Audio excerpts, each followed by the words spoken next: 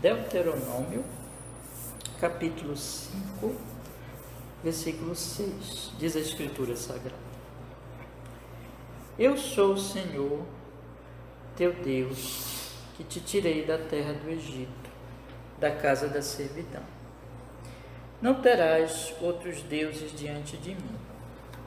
Não farás para ti imagem de escultura, nem semelhança alguma do que há em cima no céu, nem embaixo na terra, nem nas águas debaixo da terra.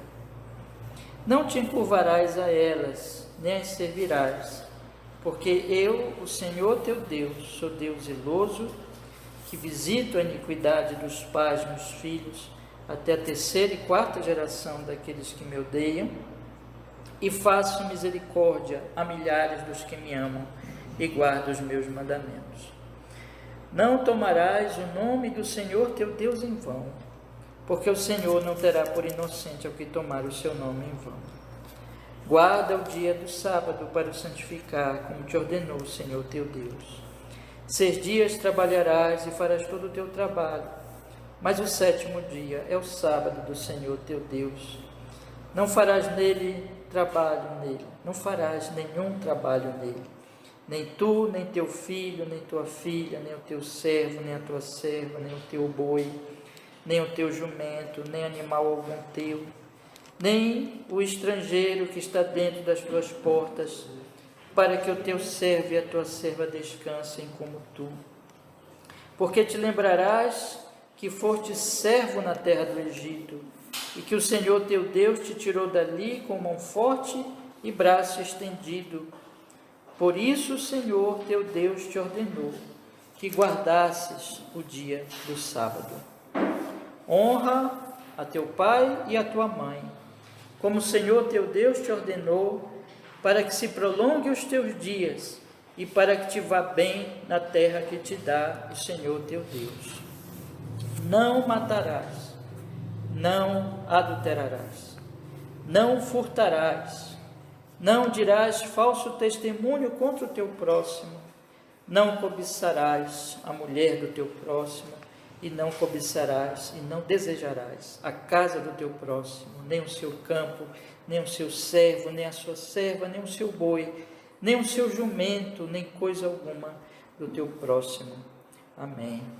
Só quero, irmãos, destacar o versículo 18, que diz: não adulterarás. Nós vamos começar a estudar hoje esse mandamento. Vamos orar, irmãos? Vamos pedir que Ele nos abençoe. Senhor nosso Deus, nós estamos aqui reunidos, Senhor, nesta manhã do dia do Senhor, para buscar a Ti juntos, Senhor.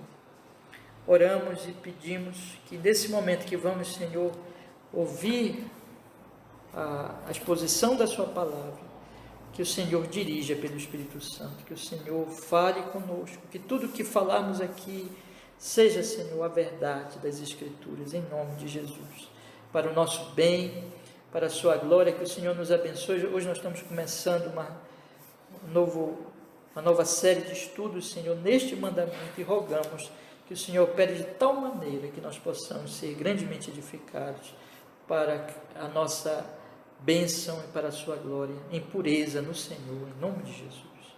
Amém e amém. Pode sentar, meus irmãos, pode sentar. Irmãos, no programa de culto, vocês podem usar, nós temos no ponto número 8, queria que vocês acompanhassem comigo, a pergunta 124 do Catecismo Ortodoxo, que nós vamos começar a estudar. Vamos começar a estudar o 7º mandamento, e sempre nós temos feito assim, nós começamos com o Catecismo Ortodoxo, e aí nós vamos depois para o Catecismo Maior de Westminster. Então, vamos fazer da mesma forma agora. Então, começar com o Catecismo Ortodoxo e depois passar para outro catecismo. E vocês têm aí a pergunta 124, que diz assim: o que Deus exige de nós no 7º mandamento? E o 7º mandamento é esse do versículo 18: não adulterarás. E o Catecismo Ortodoxo responde assim: Deus condena toda impureza sexual. Portanto, nós devemos detestá-la completamente. E devemos viver vidas decentes e castas, quer sejamos casados ou solteiros. Então nós temos 3 verdades aqui que eu queria destacar para vocês. Tá? Primeira, Deus condena. Então, o que o mandamento está nos ensinando? O que Deus está exigindo de nós no 7º mandamento? Qual é ele? Não adulterarás. Então, o que Deus está exigindo? Primeiro, Deus condena toda impureza sexual. Essa é a primeira verdade. Segunda verdade, portanto, veja que aqui o portanto, né? Mostrando que, já que é assim, nós devemos agora aplicar a nossa vida como? Nós devemos detestá-la completamente. Então, perceba que existe aqui a vontade de Deus, Deus condena. Nós, como seus servos, amando a Ele, querendo servir a Ele, nós devemos detestá-la completamente. Detestar o que, irmãos? A impureza sexual. E em terceiro lugar, já que nós detestamos, o detestar, o odiar, é odiar o pecado, odiar o mal, aí vem a consequência. Terceiro lugar, nós devemos viver vidas decentes e castas, quer sejamos casados ou solteiros, que são as 2 situações, né? Em termos de relação com o sexo oposto, meus irmãos, que nós podemos ter nesta vida. Ou nós somos casados, ou nós somos solteiros. Biblicamente, só tem essas 2, né? E tem os viúvos, mas os viúvos são solteiros, digamos assim, né? Então, sendo casados ou sendo solteiros, se aplica à nossa vida a questão da pureza sexual. Esse mandamento ele é muito amplo, ele trata de muitos assuntos, mas vocês já perceberam, né? Que a questão aqui é o relacionamento sexual. Tudo que diz respeito, irmãos, às nossas relações, nosso convívio, especialmente entre os sexos, entre o sexo masculino e feminino, esse mandamento vai tratar a nossa sexualidade e como nós lidamos com o nosso próximo, com a sexualidade do nosso próximo. O ponto aqui, irmãos, é que Deus nos criou. Nós vamos observar aqui claramente que Deus nos criou homem e mulher. E Deus fez o primeiro casamento. Antes de eu entrar aqui nos pontos, eu gostaria de ler com vocês, então, aquele grande texto que todo mundo conhece muito bem, com certeza. Está no capítulo 2 de Gênesis. Convido vocês a observarem comigo. Não vou demorar muito aqui, mas eu quero destacar aos irmãos o capítulo 2, o versículo 18, que diz assim, ó, capítulo 2, versículo 18. Acompanhem comigo.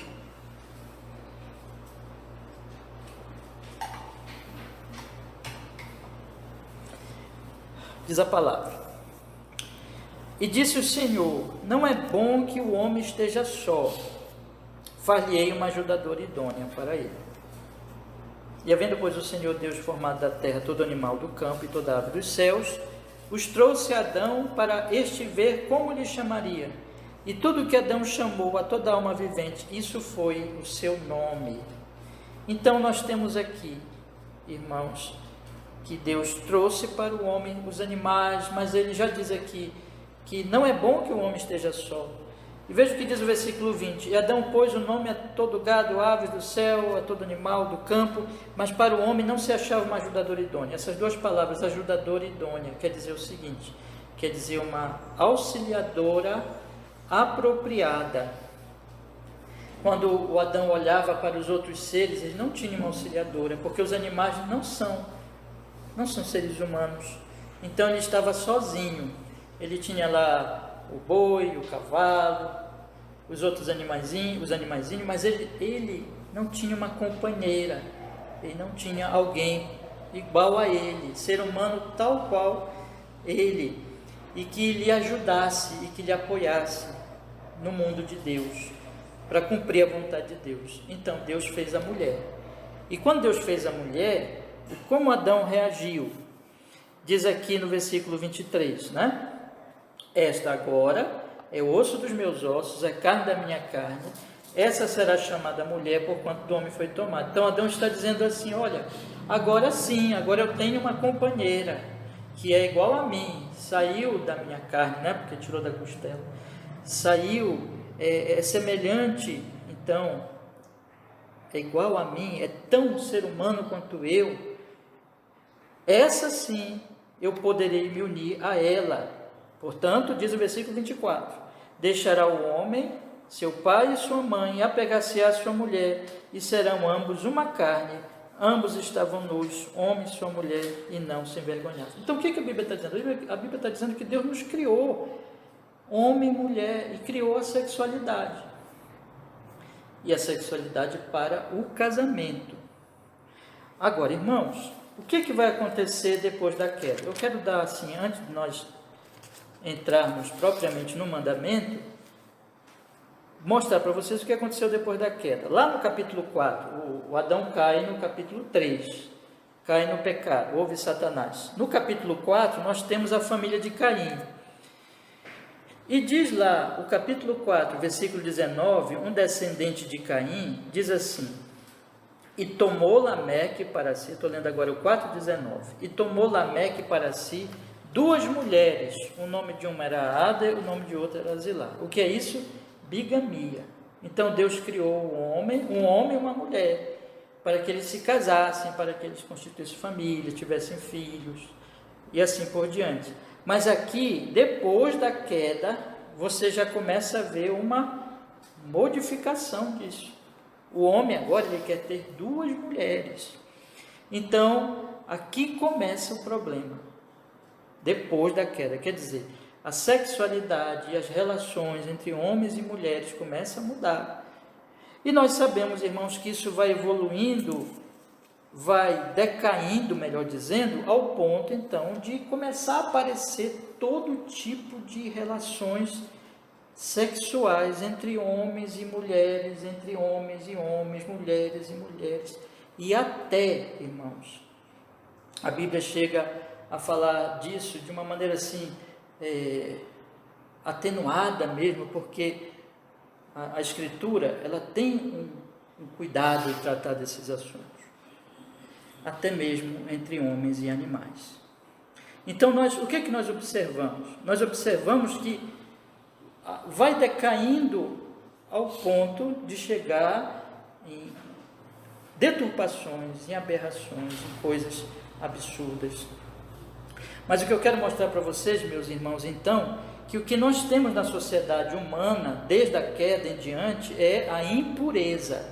O que nós observamos aqui? A partir do momento que Deus cria um homem, cria uma mulher, e os casa, e Adão diz, serão eles uma só carne, essa união, e que entre uma segunda mulher, a bigamia, que é o caso de Lameque, aqui nós temos o que? A impureza sexual.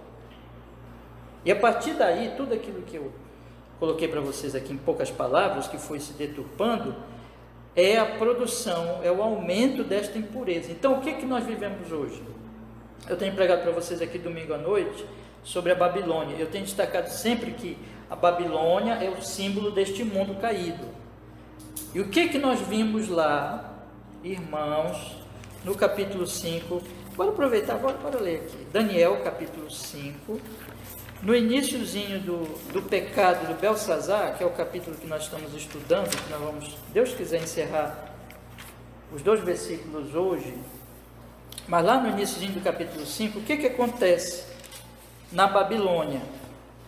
Observe aqui, a partir do 1º versículo, Daniel capítulo 5, a partir do 1º versículo. Diz a Sagrada Escritura, Daniel capítulo 5, a partir do 1º versículo. O rei Belsazar deu um grande banquete a 1000 dos seus senhores e bebeu vinho na presença dos 1000.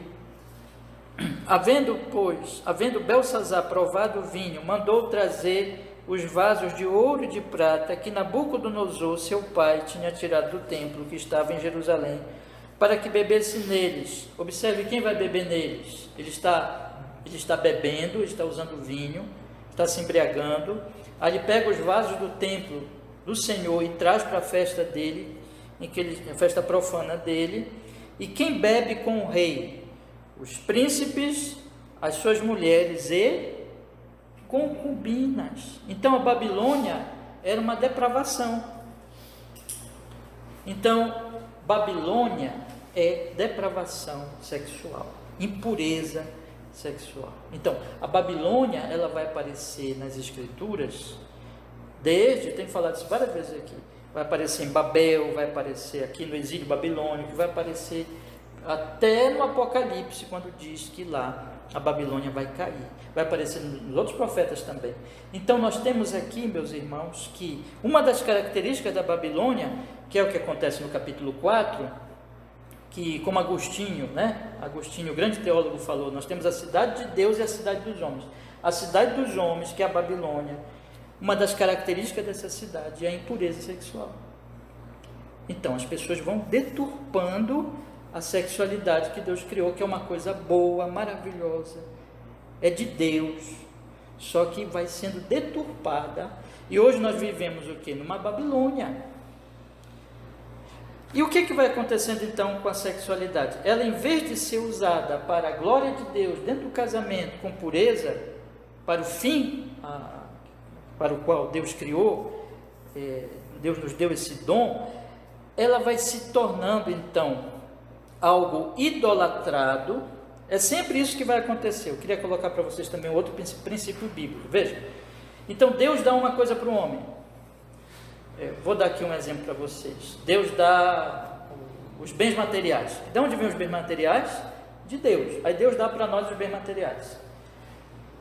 Aí o homem caído, o que ele faz com os bens materiais? Em vez de ele pegar aqueles bens materiais e usar para a glória de Deus, ele começa a servir os bens materiais. Ele faz assim, ele pega os bens materiais, em vez de ele glorificar a Deus, ele começa a idolatrar aqueles bens materiais. E a partir do momento que ele idolatra os bens materiais, ele passa a ser dominado pelos bens materiais. Então, por isso que você vê uma pessoa muito avarenta e que é muito rica, e ela não se contém, ela quer mais dinheiro, mais dinheiro, mais dinheiro. O que é isso? É porque ela já está dominada. O ídolo domina o homem. A mesma coisa acontece com a sexualidade. Então a sexualidade, ela foi criada por Deus para o casamento e para a glória de Deus, para a bênção, prazer e alegria do casal. Só que os homens, eles vão deturpando e eles vão começando a idolatrar a sexualidade, e aí eles vão ser dominados pela sexualidade. E é o que nós vemos na sociedade hoje. Então, para onde você olha, tem a impureza sexual no comportamento de homens e mulheres, nas produções humanas de maneira geral. Elas estão manchadas, elas estão marcadas pela impureza sexual. É a Babilônia. Então, tanto a prática, o costume, a maneira como eles vão lidar com isso, vai ser uma maneira idolátrica, e em que eles estão escravizados por isso, dominados por isso. E é muito difícil, irmãos, é praticamente impossível, é impossível mesmo para o homem se livrar disso, a não ser que Jesus o liberte, que Cristo o liberte. Nós vivemos numa sociedade babilônica, uma sociedade dominada pelo materialismo, pela sexualidade, pela imoralidade, pela impureza, em todos os níveis, de todas as formas. Você não pode ver uma produção, um filme, uma série, em que ali não tem uma cena, ou uma insinuação, ou uma palavra, que vem marcada exatamente por essa impureza. Todos nós sabemos disso. As pessoas, elas falam de maneira impura, elas dizem palavrões, esses palavrões sempre vêm associados com a impureza sexual. Você percebe isso? Porque os homens, eles estão dominados pela sexualidade, pela impureza, irmãos. Isso é Babilônia. Eu queria colocar esse quadro para vocês entenderem que quando Deus diz para o povo dele, olha, não adulterarás, ele está dizendo assim: vocês vão ser um povo santo e puro no meio da Babilônia. ali no capítulo 18 de Levítico, quando você pega aquele capítulo 18, você vai ver assim, olha, vocês não vão fazer essas coisas que os povos, que as outras nações faziam. E quando você lê, você vai ver aberrações sexuais ali. Então, o que é isso? Deus, ele está colocando e dizendo assim, o meu povo vai ser um povo que vai retornar a Gênesis 2, ou seja, a pureza. Porque ele vai agora ser liberto dessa idolatria, dessa escravidão, e vai entender que a sexualidade ela é algo bom, algo belo, dentro do que Deus criou, na pureza em que Deus a colocou. Agora, tendo dito isso, irmãos, eu ainda nem entrei aqui no trecho do catecismo, mas eu queria ler com vocês um outro texto que é importante, vocês conhecem também muito bem. João capítulo 8, abra sua Bíblia também comigo, por favor. João capítulo 8. Observe como Jesus vai lidar com o pecado sexual aqui do capítulo 8. O que eu quero dizer para os irmãos é que esse pecado é algo tão poderoso, porque ele está em nós, ele tem a ver com o nosso corpo e com o fato de que nós somos caídos, nós somos, mesmo os regenerados, eles têm ainda a sua natureza pecaminosa a mortificar. E que nós só temos uma salvação de todo o pecado, inclusive deste pecado, o Senhor Jesus Cristo. Vamos ver como Jesus lidou, como Jesus tratou o pecado da mulher adúltera. Acompanhe comigo, a partir do primeiro versículo, diz assim, João 8, verso 1. Jesus, porém, foi para o Monte das Oliveiras e pela manhã cedo tornou para o templo e todo o povo vinha ter com ele e assentando-se os ensinava. E os escribas e fariseus trouxeram-lhe uma mulher apanhada em adultério e pondo-a no meio disseram-lhe, mestre, esta mulher foi apanhada no próprio ato adulterando, e na lei nos mandou Moisés que as tais sejam apedrejadas, tu, pois, que dizes? Isto diziam eles, tentando para que tivessem de que o acusar.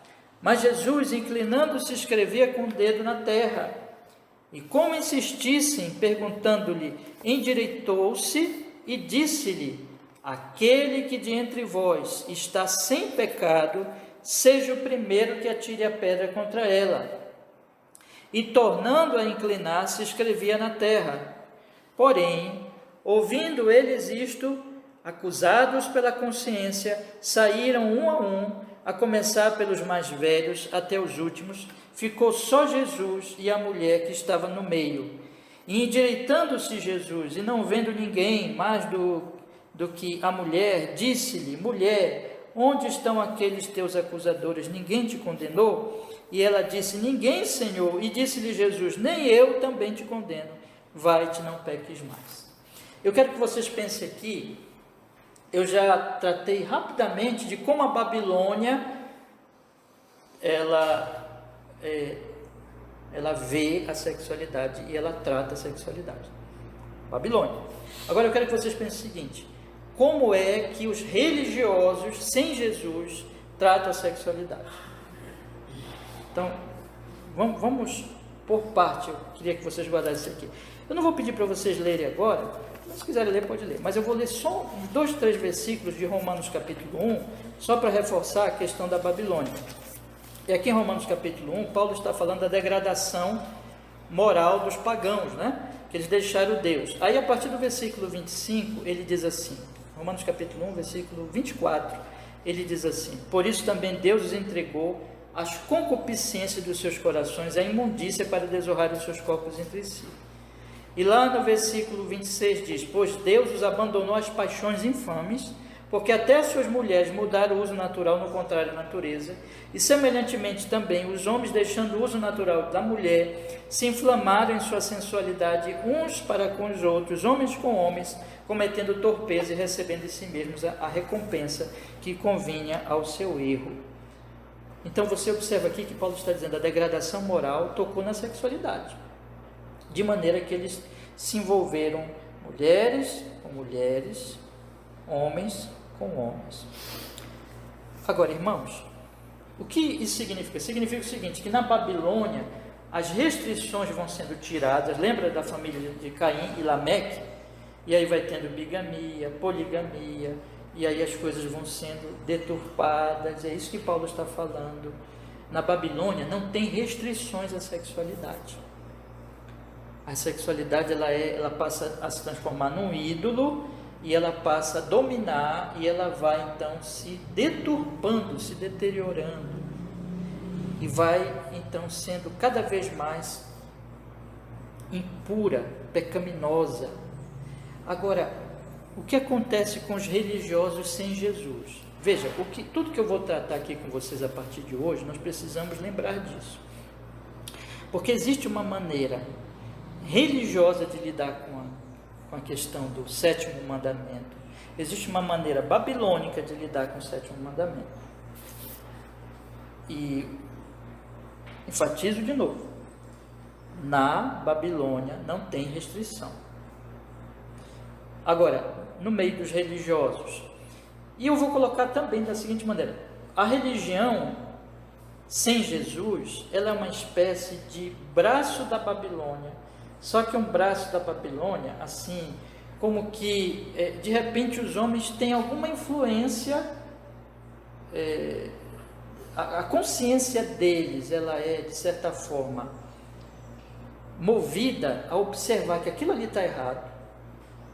Só que a Babilônia cria uma religião hipócrita de aparências. Isso aqui não é a religião verdadeira, é a falsa religião. Tendo dito isso, vamos observar como é que essa religião trata o pecado sexual. Primeiro, aqui o texto diz que esses homens, e eu não vou explicar isso, eu só quero usar aqui alguns pontos para nós entendermos o tema de hoje. Esses homens, escribas e fariseus, eles trazem uma mulher, versículo 3, apanhada em adultério, ou seja, uma mulher que estava quebrando o sétimo mandamento. Ela era então uma mulher casada, que estava traindo seu marido. E o que aconteceu? Eles colocaram a mulher no meio e disseram: mestre, esta mulher foi apanhada no próprio ato adulterando. E na lei de Moisés diz que tais sejam apedrejadas.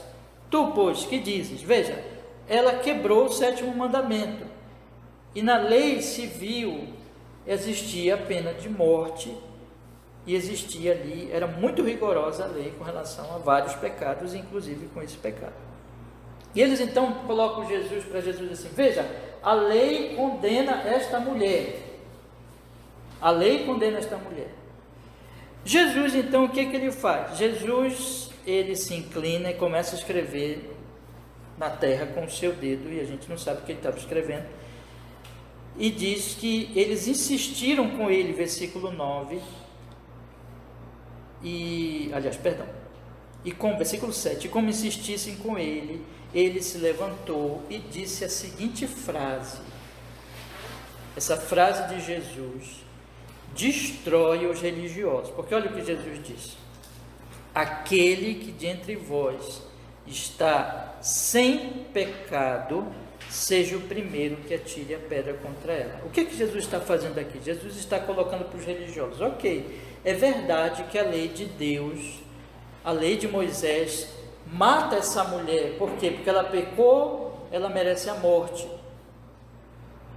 Então vamos fazer o seguinte: aquele dentre vocês, os acusadores, que estão sem pecado, pode matar a mulher. E aí o que o texto diz, irmãos? No versículo 9: que ouvindo eles isto, acusados pela consciência, saíram um a começar pelos mais velhos até os últimos. Ficou só Jesus e a mulher que estava no meio. O que aconteceu aqui? Aquela palavra de Jesus fez aqueles homens pensarem sobre si mesmos em relação aos mandamentos de Deus, porque o que é pecado é quebrar os mandamentos, inclusive ao mandamento, ao sétimo mandamento: não adulterarás.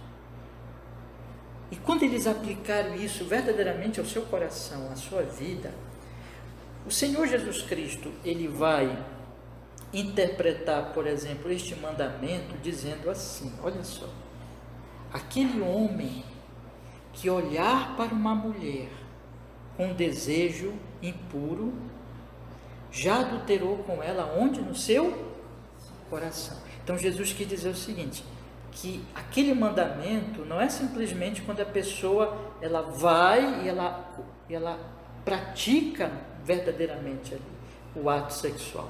Esse pecado já começa com o coração, com a cobiça à mulher. Então, quando Jesus dá essa palavra aqui, de alguma forma, irmãos, esses homens começam a entender que eles também eram adúlteros. Então, eles tinham uma religião, uma casca religiosa, se sentiam justos, e quando eles pegaram uma mulher no ato do adultério, eles levaram aquela mulher, e ainda de uma maneira tão, sabe, irmãos, tão suja, usaram a pobre mulher, envergonharam aquela mulher, e levaram, porque eles odiavam Jesus, mas de repente eles começaram a perceber que eles eram adúlteros. Só que eles eram adultos hipócritas. Eles encobriam o adultério deles com a casca da religião. E é isso é, meus queridos irmãos, isso é tudo que a religião faz. A religião aponta o dedo para o outro, acusa de impureza o outro, mas encobre a sua própria impureza na casca religiosa. Tudo isso as igrejas, as religiões, está cheio disso, irmãos. Cheio de hipócritas sexuais. Cheio de pessoas que encobrem os seus vícios, que apontam o dedo para os outros, porque tudo que essa gente tem é religiosidade. É isso. O Evangelho, o que eu quero dizer para vocês agora, nesta manhã, é que o Evangelho de Jesus é o único que liberta do nosso problema, irmãos. Todos nós temos sérios problemas nesta área. Todos nós, a partir do momento que o homem pecou, ele ficou, sabe, ele ficou manchado em todas as áreas, inclusive nessa. E o que acontece com a Babilônia, na verdade, é o que acontece no coração dos homens, daquilo que é natural dos homens. Não, por que Lameque quis uma outra mulher? Por que Lameque ele começou a deturpar o casamento? Porque Lameque, o coração dele e a sexualidade dele ficou manchada pelo pecado. E só o Evangelho de Jesus pode nos libertar disso. Só o Evangelho de Jesus. Sem o Evangelho de Jesus Cristo, vai existir um moralismo, vai existir, vamos dizer assim, regras morais, irão existir religiões e regras religiosas, mas não vai cuidar do coração, não vai cuidar da questão mais interna, mais profunda dos homens, que é exatamente o seguinte: o pecado do adultério está no coração. E Jesus está aqui denunciando exatamente isso. Jesus está dizendo assim: olha, se vocês são puros sexuais, apedrejem a impura. É isso que Jesus está dizendo. Se vocês são puros, apedrejem a impura. E nenhum deles pôde apedrejar, porque nenhum deles era puro, nenhum deles era puro. Todos tinham o pecado, entre outros pecados, mas especialmente o pecado do adultério no seu coração. E aí o que Jesus Cristo faz? Graças a Deus a gente não precisa parar aqui, né? Senão nós estaremos perdidos. Porque se na Babilônia é isso, e se na religião é isso, o que nós temos? Jesus. Jesus é o que liberta. Veja o que o texto continua dizendo assim, versículo 10. E endireitou-se Jesus, e não vendo ninguém mais do que a mulher, disse-lhe: mulher, onde estão aqueles teus acusadores? Ninguém te condenou?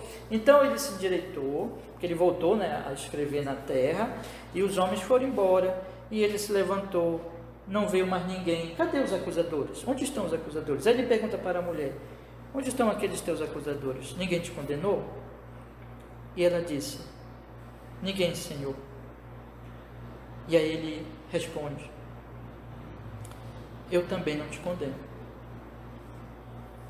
Quer dizer, peraí, mas como é que Jesus não condena? Como é que Jesus não condena, sendo que a lei de Deus condena?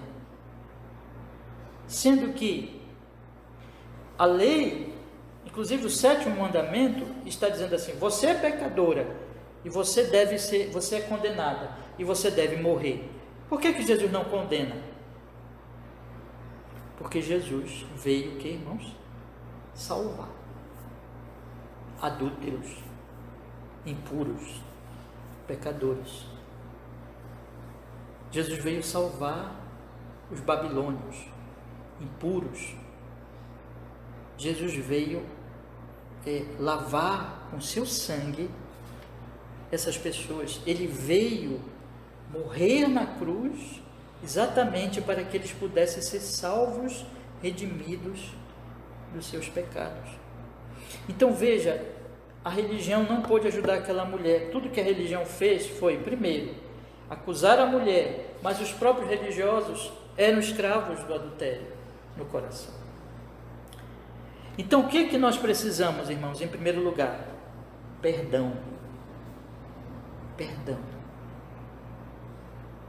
Nós precisamos ir a Cristo e reconhecer todas as impurezas e investigar profundamente. É isso que o Evangelho faz. O Evangelho tira as cascas e diz assim: ei, você que se acha melhor que os outros, você que se acha puro, já investigou o seu coração? Já observou que lá no coração tem o adultério, tem impureza, tem pensamentos, tem desejos impuros? Já observou que no coração,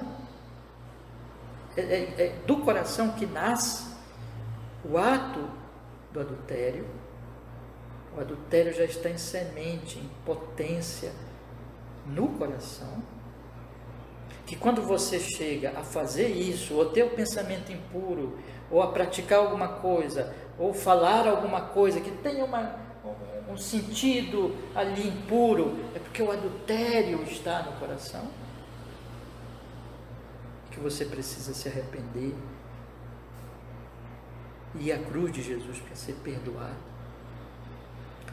Isso é o Evangelho, meus irmãos. Observe, o Evangelho, ele não mascara, mas ele tira tudo aquilo que a religião, que a hipocrisia põe, ou denuncia, como Paulo faz, a Babilônia. Ele diz: olha, isso aqui é pecado, isso aqui é errado. Ou ele diz para o religioso: investigue o seu coração. Todos têm que investigar o seu coração. E a partir do momento que nós vamos observando essas coisas dentro de nós, nós podemos ir à cruz de Jesus e ouvir isso que ele disse para a mulher: eu também não te condeno. Essa é a maravilha do Evangelho. Tudo que a religião faz é acusar e encobrir. Acusar no outro e encobrir em si. Eu queria que vocês guardassem isso, porque isso tem muito a ver com essa questão sexual. Tudo que a religião faz é acusar no outro e encobrir em si mesmo. O Evangelho, ele aponta para nós e diz assim: tu és o pecador, mas em Cristo há perdão. Em Cristo você pode se livrar da condenação, pelo sangue de Jesus e só. Agora não fica nisso, né? O que Jesus disse para ela em seguida? Ele diz primeiro: nem eu também te condeno. Aí o que? Vai-te e não peques mais. Ou seja, irmãos, ele está dizendo assim: agora eu te perdoo, mas eu também te liberto. Eu também farei de ti uma mulher casta, pura, fiel ao teu marido, de forma que não peques mais. Então, o que o Evangelho faz? Ele nos leva a encararmos o nosso problema, a observarmos o que está acontecendo, a olharmos o nosso próprio coração, apresenta a nós a graça, o perdão, a cruz de Jesus Cristo, mas apresenta também que na cruz de Jesus Cristo existe libertação, existe a vitória, irmãos, sobre esse vício da impureza, desde o coração. Isso vai acontecer na medida em que o cristão, ele aplica o Evangelho à sua alma. Ele permite que a graça de Deus e que o amor de Deus transforme os seus prazeres e desejos. O que eu quero colocar para vocês, eu fiz essa introdução aqui, irmãos, antes de entrar no texto. Eu nem sei se hoje eu vou conseguir entrar no texto, mas eu precisei fazer essa introdução. Por quê? Porque como é que o Evangelho trata a questão da impureza sexual? É que, na medida em que traz o perdão de Deus, mostra a glória de Deus, mostra a beleza de Deus, mostra o poder do Espírito Santo e toda a glória, enfim, do Evangelho, existe uma troca de amores. Na verdade, o adúltero, a adúltera, o viciado sexual, ele está buscando os anseios por alegria, por amor naquele pecado, não é? Então, eu ilustrei ainda há pouquinho com a questão do dinheiro. Por que que o dinheiro ele nos domina? Por causa do amor ao dinheiro. Lembra que o apóstolo Paulo diz? O amor ao dinheiro é a raiz dos males. Então a pessoa ama, idolatra e é dominada. Ela busca, anseia o prazer e a alegria dela no dinheiro. Mas quando ela é convertida e quando ela passa a amar a Deus, ela observa o seguinte: o dinheiro é um meio para que eu sirva aquele que eu amo e tenho alegria e tenho prazer. A mesma coisa com a sexualidade. Como é que nós vencemos o vício da sexualidade? E toda adultério e toda impureza. Porque é uma troca de amores, meus irmãos. Então, eu estou servindo aquilo. Eu estou me deleitando com aquele prazer, com aquela coisa que me domina e que me dá um prazer momentâneo, mas que vai me dominando e vai me escravizando e vai me deturpando cada vez mais. Mas quando Cristo me perdoa, e quando eu vou à cruz de Cristo e compreendo cada vez melhor o seu amor, aquele amor me liberta daquele falso amor, daquele prazer. Então, em certo sentido que eu posso dizer para meus irmãos, o Evangelho nos cura, nos dando prazer verdadeiro, alegria verdadeira do Espírito Santo, que vai nos mostrar que aquele prazer, que aquela vida que nós estamos ali nos entregando, se esse é o caso, a impureza, aquilo ali é falso, é mentiroso, e na medida que nós vamos entendendo o Evangelho, aquele prazer falso, ele vai deixando de dominar o homem e a mulher, porque vai se perdendo mesmo o interesse por aquilo, por substituição, a alegria e o prazer em Deus. Eu queria que vocês pensassem nisso nessa manhã, e queria colocar para vocês, meus irmãos, a questão dentro do casamento, só para a gente avançar aqui agora e concluir essa parte, de Efésios capítulo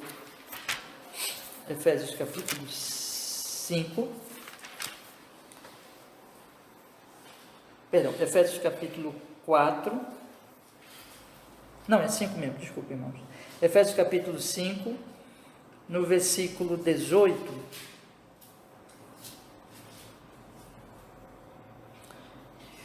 versículo 18, ele diz assim: e não vos embriagueis com vinho em que há dissolução, 5:18, e não vos embriagueis com vinho em que há dissolução, mas enchei-vos do Espírito Santo.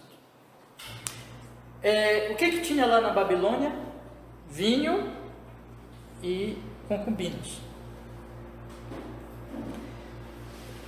O que Paulo está dizendo aqui?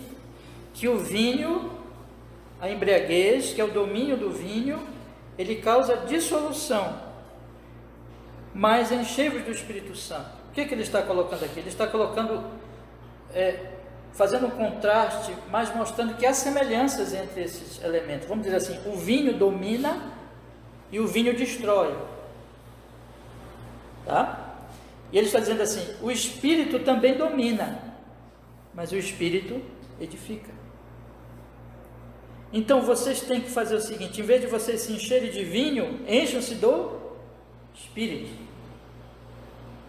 Então, quando vocês se encherem do Espírito, vocês estarão livres do vinho que destrói. Vocês têm que largar isso, e vocês têm que ir à cruz, e o amor de Deus, e meditação na palavra, no Evangelho, porque na medida que vocês forem fazendo isso, e sendo cheios do Espírito Santo, o vinho vai deixando de ser interessante.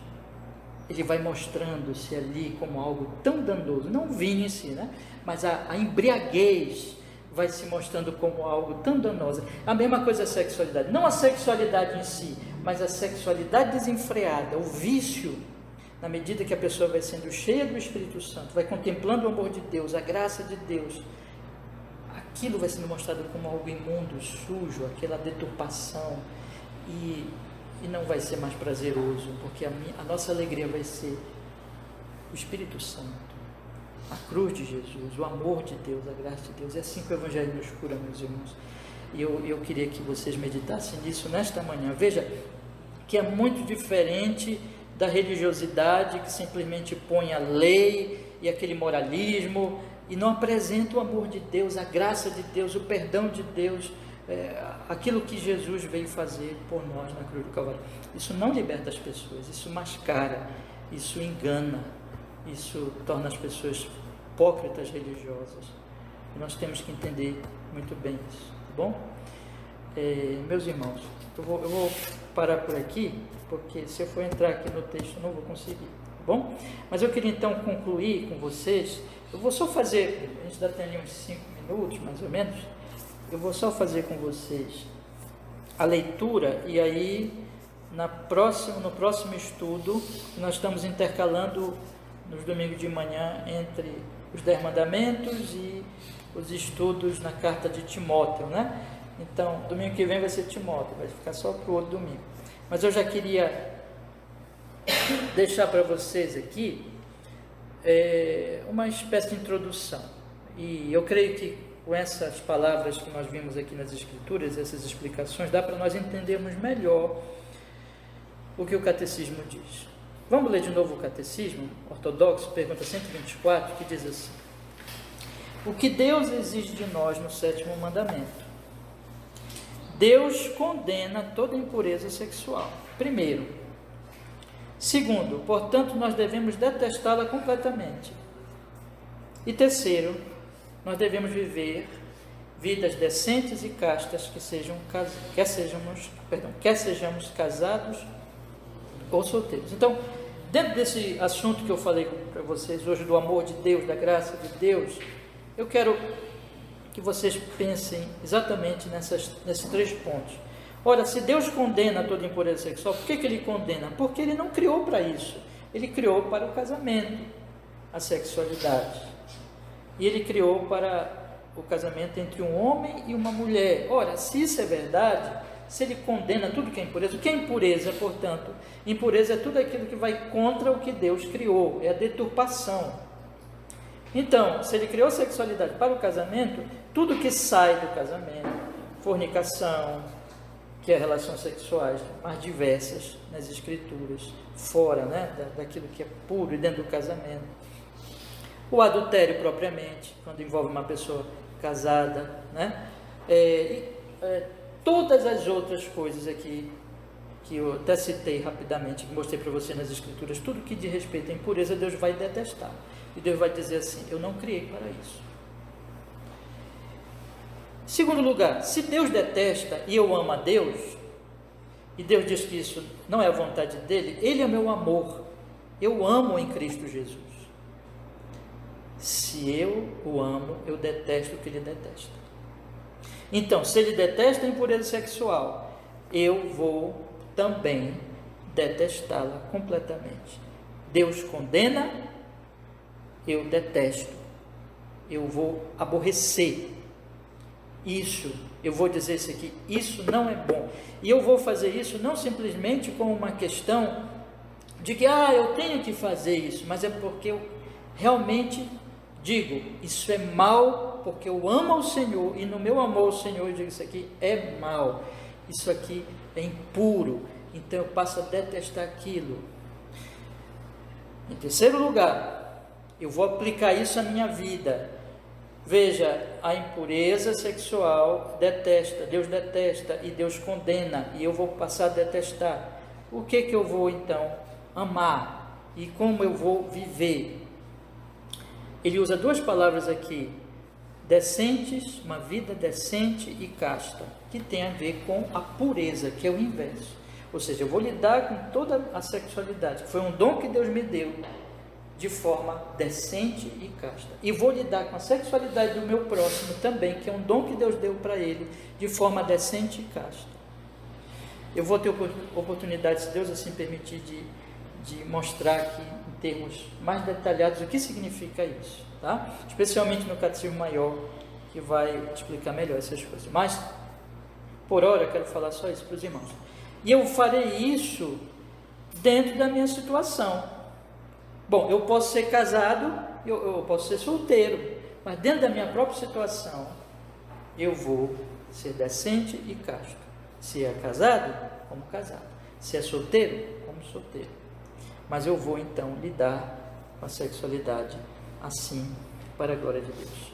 Eu queria então, meus queridos irmãos, que vocês guardassem, meditassem tudo isso que eu falei aqui, pensassem em cada ponto e vamos nos apresentar ao Senhor nesta manhã, pedindo a Ele misericórdia e graça sobre nós, misericórdia e graça sobre todos aqueles que estão em volta de nós, para que o Evangelho nos santifique e para que o Evangelho também santifique todos que estão à nossa volta. Se eles não são crentes ainda, que o Evangelho chegue a eles. Se eles já são crentes, que o Evangelho os santifique, os purifique. Vamos orar a Deus, meus irmãos, que Deus nos abençoe. Senhor, aqui com os meus irmãos nesta manhã, o Senhor nos trouxe aqui. Não somos muitos aqui agora de manhã, mas isso não importa. O importante é que nós estamos na Sua presença e desejosos, Senhor, de conhecer a Ti, Sua vontade para nossas vidas, e no que diz respeito a esse assunto, Senhor, tão importante e tão maltratado nesses nossos dias. Que o Santo Espírito possa, Senhor, aplicar à nossa alma a verdade, a palavra, o Evangelho, e nos trazer perdão. Onde pecamos, Senhor, nesse aspecto, que o Senhor nos perdoe. E que o Senhor nos liberte, nos santifique, nos purifique, Senhor. De forma que nós possamos viver uma vida pura, santa. Cuidemos de nós, em Cristo Jesus. Nosso corpo tratemos com pureza e tratemos também o nosso próximo com pureza, Senhor, para a Sua glória, para o Seu louvor, em Jesus Cristo. Nós oramos assim: abençoa a nossa igreja querida, abençoa as outras igrejas, abençoa todos nós, no Senhor Jesus. Oramos assim, Senhor. Amém.